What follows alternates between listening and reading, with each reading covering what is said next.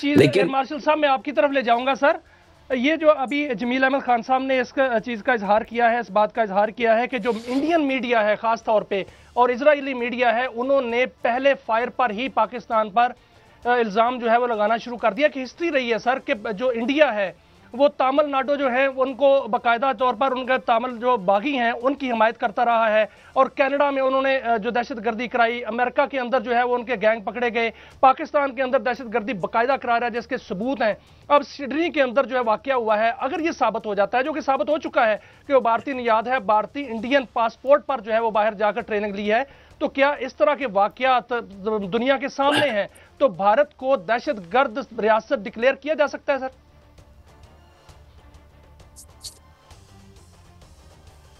جی جی ساجد صاحب، گیسٹ کی آواز نہیں آ رہی. جی جیسے امبیسڈر صاحب نے کہا، بالکل اگر یہ کڑیاں ملائی جائیں تو بالکل کیا جا سکتا ہے کہ پاکستان کے اوپر الزام تو صرف بھارت لگاتا ہے، وہ پہلگام کا ہو، بالا کوٹ کا ہو، وہ جو پرانے اس سے پہلے واقعات ہوئے، ممبئی والے واقعات ہوئے، پاکستان کے اوپر تو کسی اور ملک نے دہشت گردی کا الزام کبھی نہیں لگایا. افغانستان بھی کبھی نہیں کہہ سکا جو ہمارے اوپر پوری دہشت گردی بھارت کے تھرو کروا رہا ہے.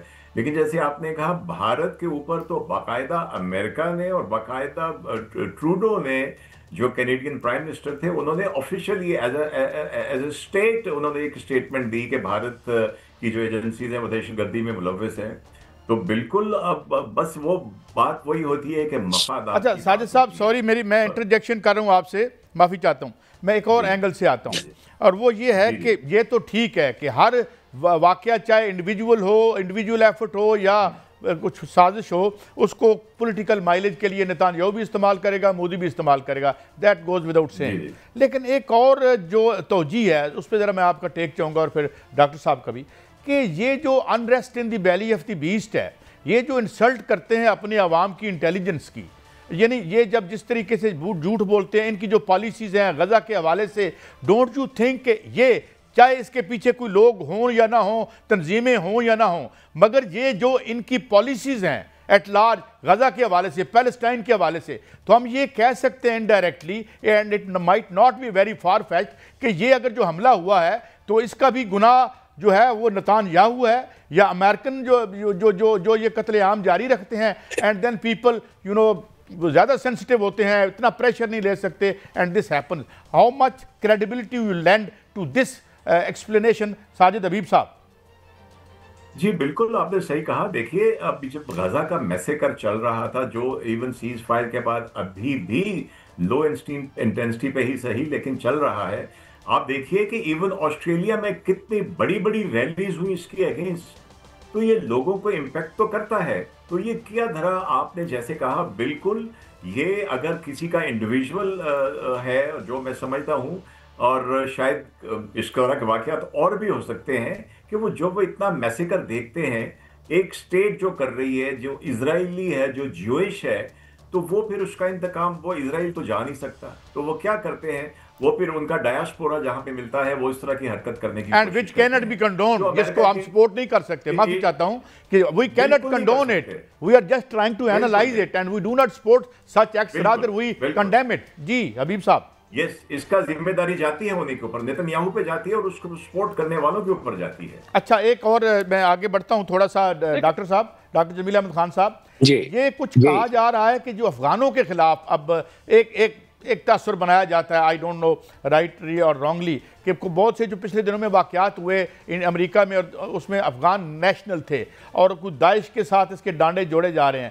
تو کیا از دیئر اینی سجیسچن یا کوئی ایسی چیز ان دی آفنگ ہے کہ بھئی کوئی داعش کے خلاف یا ان کے خلاف، یا یہ کوئی ایسا آئیڈینٹیفائیبل فو یا دشمن ہے جس کے لیے کوئی ہم فوجی کارروائی کریں، یا یہ انٹیلیجنس بیسڈ آپریشن پہ پوائنٹ آؤٹ کر کے ان کی سرکوبی کی جا سکتی ہے، یا کوئی ایسی عالمی سطح پر تجویز زیر غور ہے کہ ان سے کیسے نپٹا جائے؟ جناب ڈاکٹر جمیل احمد خان صاحب. جس طرح حالات و واقعات پلٹ رہے ہیں اور جس طرح انفولڈ ہو رہے ہیں، اس کا واحد حل آگے جا کے نظر یہی آتا ہے، جو ملٹی نیشنل لیول پر، کہ ملٹی نیشنل ایکشن کرنا پڑ جائے گا. میں یہ کیوں کہہ رہا ہوں، 3-4 آپ کو اس کے میں دلیل دے دیتا ہوں. نمبر 1 تو یہ ہے کہ 3 اقوام متحدہ کی مانیٹرنگ ٹیم نے یہ رپورٹ دی ہے کہ افغان سرزمین پر 20 سے زائد دہشت گرد گروپ پنپ رہے ہیں اور ان کو اجازت ہے وہاں رہنے کی۔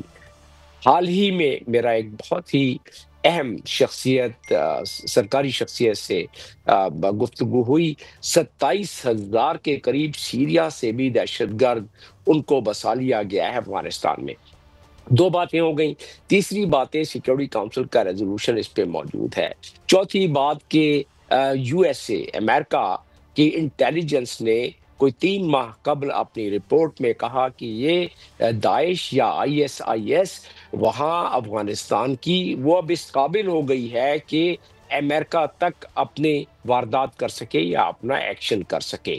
اب ان تمام چیزوں کو اگر مد نظر رکھا جائے تو محسوس یہی ہو رہا ہے کہ افغانستان، کیونکہ بائی لیٹرل ہر قسم کی کوشش کر لی گئی، ٹرائی لیٹرل کوشش کر لی گئی، پاکستان، ایران، رشیا، بھی پرسوں کی بات ہے، چائنا، یہ سارے مل کے اس سے پہلے رشیا، چائنا، پاکستان، ترکی، یہ سارے اور پھر سینٹرل ایشین کنٹریز سارے مل کے انہوں نے کوششیں کر لی، bilateral, trilateral, کوادری lateral.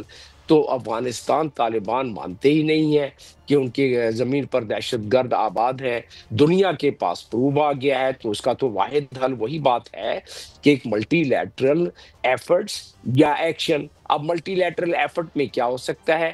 پہلے ہی ان کے پاس بہت کم ان کو امداد جاری ہے، 46 ملین امداد رہ گئی ہے ڈالر کی، جو کہ اقوام متحدہ کے مختلف ایجنسیز کے تھرو جاری ہے، وہ بھی بند ہو جائے گی۔ اور اس کے علاوہ بھی اگر کام نہیں چلتا ہے تو ملٹی لیٹرل فورسز، تو اس کے علاوہ تو دنیا کے پاس کوئی راستہ نہیں رہے گا۔ اور پاکستان کے لیے کوئی یہ خوشخبری نہیں ہے، پاکستان کے لیے تو یہ ایک نقصان دہ بات ہے، کیونکہ جب افغانستان پہ جب بھی ملٹی لیٹرل ایکشن ہوگا یا پہلے ہوا تو پاکستان پر اس کے ڈائریکٹ مضمرات آتے ہیں، یا ایران پر یا باقی دیگر، سب سے زیادہ پاکستان پر، چاہے وہ ریفیوجی کی شکل میں ہو، چاہے وہ تجارت کی شکل میں ہو، معیشت کی شکل میں ہو، چاہے دہشت گردی کی شکل میں ہو۔ تو ان تمام صورتحال کا اگر احاطہ کیا جائے تو ایک لائن میں آپ کے سوال کا جواب یہ ہے، ایک جملے میں، کہ ہاں ملٹی لیٹرل ایکشن کی طرف یہ حالات جا رہے ہیں۔ which will be very unfortunate doctor Jameel Ahmed Khan صاحب۔ بہرحال تھوڑا آگے بڑھتے ہیں میاں صاحب، آپ کی طرف بھی میں آتا ہوں۔ یہ جو ایئر مارشل صاحب سے سوال کروں گا قائد صاحب، جی کہ ایئر مارشل صاحب، کیا ہم اس کو اس طرح بات کر رہے تھے کہ کیا یہ نفرت کا جو ہے وہ شاخسانہ ہو سکتا ہے جو کہ غزہ میں اسرائیل نے وہاں پر جو ہے وہ نسل کشی کی ہے؟ لیکن سر اس کو دوسرے ایک اینگل سے بھی دیکھنے کی ضرورت ہے، کیونکہ پہلگام کا جو واقعہ ہوا تھا وہ بھی اسی طرح کا واقعہ ہوا تھا اور بھارت کا خود وہ کیا درا نکلا تھا، اور اس کے بعد جتنے بھی واقعات بھارتی دہشت گردی ہوئے ہیں وہ اسی طرح کے ہوئے ہیں۔ آپ جعفر ایکسپریس کا واقعہ جو ہے وہ دیکھ لیں، پاکستان کے اندر جو دہشت گردی ہوتی ہے اس کے واقعات کو آپس میں جوڑ کر دیکھ لیں تو یہ اس طرح کا ہی واقعہ ہے۔ کیا ایسا لگتا ہے کہ جیسے یہ موساد اور را کی بالکل ایک پلاننگ تھی کہ اس طرح کا واقعہ کر کے پاکستان پر ڈالا جائے اور پاکستان پر ڈال کر جو ہے وہ پوری دنیا میں اس کو نشر کیا جائے تاکہ پاکستان کی کامیابیاں جو ہیں ان کو نقصان پہنچایا جائے؟ کیا اس اینگل سے بھی آسٹریلین حکومت کو سوچنا چاہیے کہ کہیں یہ جو ہے وہ موساد اور اس را کی کارروائی نہ ہو؟ میری ذاتی رائے میں اس پہلو سے سوچا جا سکتا ہے اور ان کو دیکھنا بھی چاہیے، لیکن میری ذاتی رائے میں اگر موساد اور را نے یہ اس طرح واقعی ان کا ہاتھ ہو تو پھر تو آسٹریلین حکومت کو بالکل اس کے اوپر کرنا چاہیے اور اس کو پھر ان کو اس کو کنیکٹ کرنا چاہیے جو کینیڈا میں ہوا، جو انہوں نے جو خالستان موومنٹ کے صدر ہے امریکہ میں ان کو مارنے کی کوشش کی، اور امریکہ نے بڑی کلیئرلی کہا کہ انڈین ایجنسیز کرنے کی کوشش کر رہی ہیں، تو پاسبلٹی تو اس کی ہو سکتی ہے۔ تو اس لیے میں اس کو رول آؤٹ نہیں کروں گا، اگرچہ میں سمجھتا ہوں کہ یہ انڈیویجول رائے ہے جس میں وہ ایموشنل ایلیمنٹ بھی آ سکتا ہے۔ بالکل ٹھیک ہے ایئر وائس مارشل صاحب، میں معافی چاہتا ہوں تھوڑا سا چونکہ وقت کم ہے تو میں ایک بات پہ اور آپ کا ٹیک لینا چاہتا ہوں۔ یہ جو برطانوی جریدے نے آج، ویسے it was a foregone conclusion but still, وہ جو انہوں نے نام نمبر تک دے دیے ان رافیل کے جو ہم نے گرائے ہیں، واٹ از اس کی سگنیفیکنس کیا ہے جناب ساجد حبیب صاحب؟